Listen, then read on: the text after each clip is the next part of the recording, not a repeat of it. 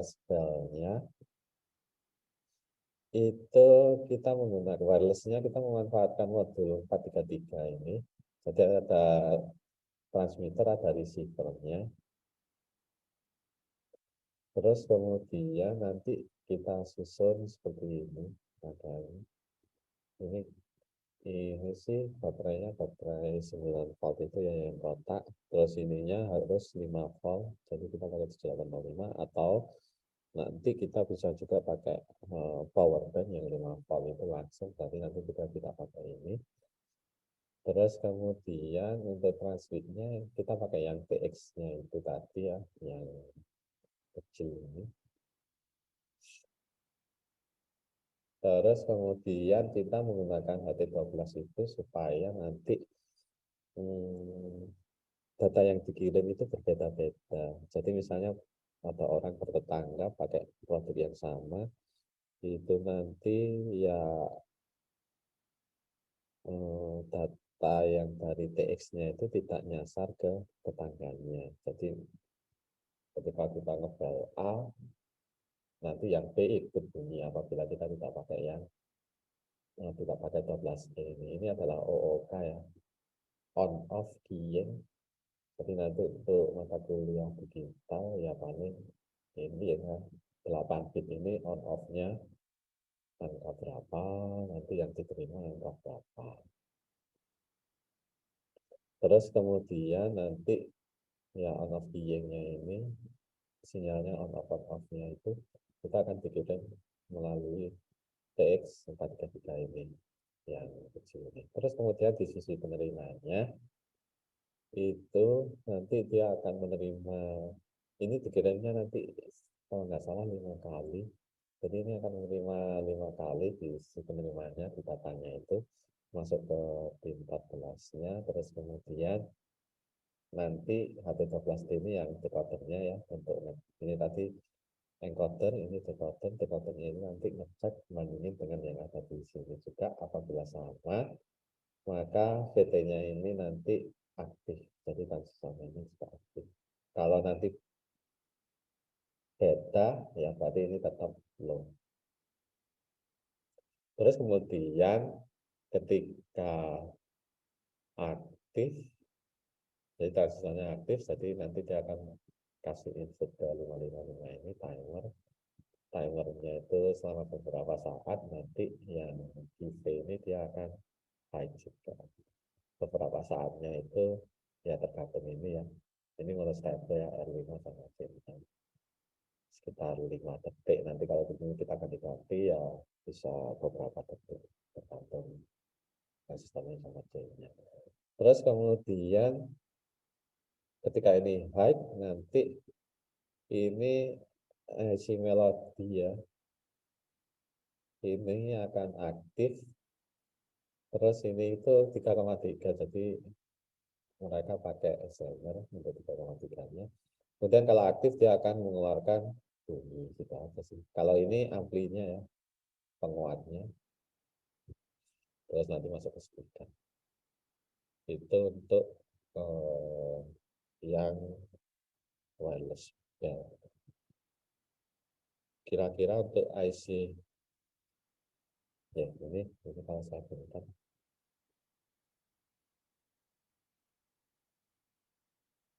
Jadi kira-kira seperti ini ya untuk IC 66 ya. Terus kemudian ini untuk yang semester 2 kan cuma bikin PC.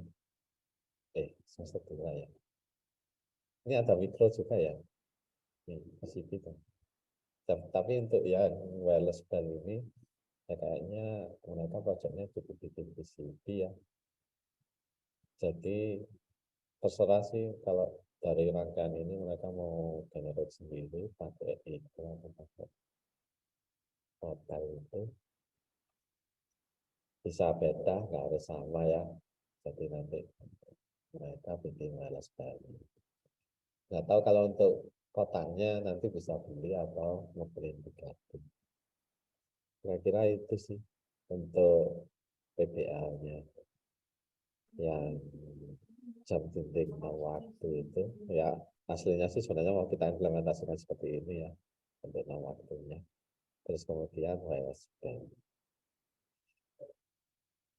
Itu kira-kira Pak Rudi. Terima kasih Pak Anto. Mungkin dari Bapak Ibu manajer project di semester 2 ada yang perlu disampaikan terkait dengan project terutama jam dinding digital dan juga wireless band. Ya, dipersilakan bagi Bapak Ibu yang ingin didiskusikan dengan Pak Anto. Izin Pak Ripin. Oh ya Pak Ridwan, silakan Ya, Pak. tadi saya terlambat join karena saya sebagai salah satu yang dilibatkan sebagai menpro untuk virus bill ya di nomor 14, 15, dan 16. Nah, terkait dengan virus bill yang disampaikan oleh Pak Anto, saya mau nanya aja nih Pak. Di sini bentuk desainnya itu dibuat oleh mahasiswa kembali, ya misalkan dari tim pengusul sudah memiliki rangkaian skematik ya. Kemudian apakah mereka mendesain ulang? Maksud mendesain ulang di sini adalah mungkin memposisikan saja tata letak dari suatu komponen, atau mereka harus ini tata letak komponen itu sudah diberikan oleh tim pengusul, atau di sini tim pengusulnya adalah tim kurikulum yang disampaikan di Pak Anto ini. Iya, ya itu.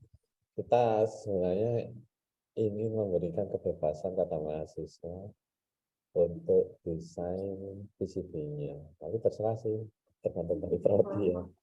Jadi rangkaiannya sudah ada, kalau mereka ingin desain lagi pakai Eagle atau Altium juga terserah ya untuk memposisikan komponennya tadi untuk garis-garis PCB-nya. Tapi kalau misalnya mereka ingin referensi ya untuk line-nya, untuk posisi komponennya, ya itu juga diberikan aja ke mahasiswa. Kira-kira yang ini ya untuk defaultnya, tapi kalau mereka ingin modifikasi, ya ini untuk rangkaiannya. Semuanya sudah diberikan. Oke. Ya, itu terserah berarti sih sebenarnya. Mau cuma bikin PCB aja atau mendesain untuk lainnya sama posisi komponennya. Menambahkan Pak Anto. Jadi ini Pak Ridwan, kalau terkait desain seperti yang disampaikan Pak Anto, jadi ini sebenarnya sudah ada seperti desain layoutnya. Jadi mahasiswa nanti tinggal membuat mengikuti defaultnya yang ada. Tapi mahasiswa nanti membuat sendiri menggunakan Altium karena itu ada di mata kuliah manufaktur PCB. Tetapi untuk memodifikasi ke yang lebih ini nanti itu sifatnya tidak wajib. Yang istilahnya yang harus itu mendesain sendiri dan istilahnya membuat layout sendiri. Nah, jadi tapi dengan contoh yang sudah ada. Kalau modifikasi sifatnya tidak wajib begitu.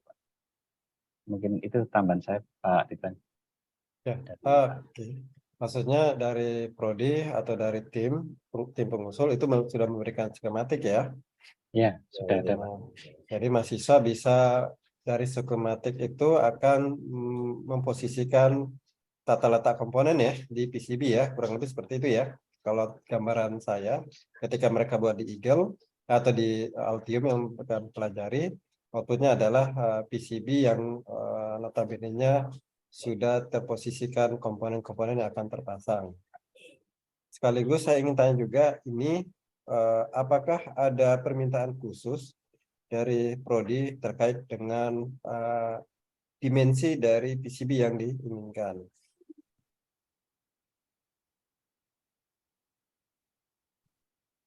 Ada harusnya. Karena kotaknya itu nanti seragam sebenarnya, kita tinggal beli kan. Kalau nanti beda-beda ya berarti mereka harus ngeprint itu tadi. Kita paling menggunakan kotak hitam itu aja kan ya. Ya, makanya kita konfirmasi dulu Pak, maksudnya kan ini beda-beda tim. Jadi kalau misalkan ada di pol dimensi dari ukuran, khususnya posisi dari tempat bautnya yang lubang 4 titik ini ya. Kalau Ya. memang itu menjadi acuan, nanti ya kami akan sampaikan ke tim bahwa dimensinya yang Ya, mengikuti pola yang ada di sini, yang diberikan oleh tim ya. Kami hanya memposisikan menurut mereka posisi letak komponen yang tepat itu sesuai dengan kemampuan yang mereka dapat dari pembelajaran. Kurang lebih seperti itu ya, yang saya Ya, tangkap dari apa yang disampaikan. semuanya sama aja. Nanti rapat kalau kita beda. Ah. Ya, mungkin nanti berarti kita tentukan Pak Anto ya. Ya, Sepertinya penentuan dimensi itu perlu dimasukkan ke deskripsi juga Pak. ya. Nanti Ya. sama Riki lah ya. Ya. Ukurannya berapa ini gitu. Ya, bisa ditambahkan. Ya. Jadi nanti kami tentukan itu Pak Ridwan ya. Baik. Ini hanya memastikan saja Pak Arifin, biar nanti Ya. nggak kemana-mana nanti kami arahkan. Ya. Mungkin sekarang Pak kalau yang gambar teknik itu nanti kan bisa membantu di desain casingnya. Cuma tadi kan info dari Pak Anto kan kita bisa langsung. Cuma mungkin gambar teknik di sini ada Mas Adlian juga. Misalnya menurut mahasiswa itu gambar yang casing yang bagus seperti apa. Tapi cukup desain saja. Kalau untuk gambar teknik nggak sampai cetak. Jadi kira-kira nanti casing dari ini yang bagus seperti apa. Ya pada dasarnya sih kami karena ini kan rencananya nanti kan untuk pengabdian, Pak. Jadi untuk pengabdian harapannya kalau memang ini jadi bagus, kemudian kami casing tadi Pak Anto sudah disampaikan Pak Anto, sementara kan pakai kotak gitu kan. Nah ini kami jadikan bahan pengabdian untuk tahun ini kalau misalnya ini nanti bagus rencananya begitu. Nah tapi dari mahasiswa nanti diberi kesempatan untuk misalnya membuat desain dari casingnya itu apa namanya dengan di mata kuliah gambar teknik gitu. Baik Itu Pak. tambahan. Dari Pak Anto ada lagi Pak yang mau disampaikan Pak tadi dari pertanyaan Pak Ridwan? Iya. Kalau yang dulu Pak Ridwan ada mata kuliah yang ngeprint 3D itu di EM atau di prodi lain ya? Di EM juga ada Pak. Ada ya? Ada terkait dengan 3D print ya di akhir sesi itu Ya. untuk menghasilkan produk itu.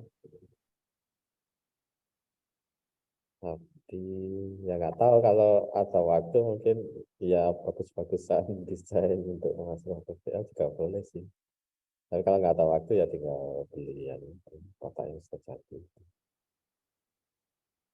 Kira-kira itu sih untuk casingnya. Atau gini Pak, kalau boleh usul, misalkan kita tetap sediakan yang kotak itu, yang beli itu, kemudian mahasiswa juga diberikan kesempatan untuk bisa mencetak desainnya dengan ukuran yang ditentukan Ya, oleh mengikuti yang ada standar dari PCB tadi. ada melengkung-melengkungnya terus ada Ya, biar ada polanya Pak ya, ada pola sedikit lah. hanya tergantung kreativitas mereka.